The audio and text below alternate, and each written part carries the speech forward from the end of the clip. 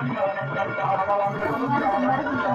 दोस्तों, आप सभी का हमारे चैनल में स्वागत। 675 में दोस्तों आप देख सकते हैं किडगोरिया का नाच है। ये बहुत फेमस है, इसको चमरौआ नाच भी बोला जाता है दोस्तों। और वीडियो को लास्ट तक बने रहिए, बहुत अच्छा वीडियो है। थोड़ा फनी भी लग रहा है ये वीडियो।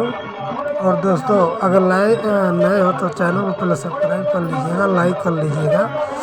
60 ब्लॉग 675 में और लाइक कर लीजिएगा दोस्तों। तो दोस्तों देख सकते हैं कितना अच्छी तरह ये सभी जो औरत है, महिला है, वो नाच रही है।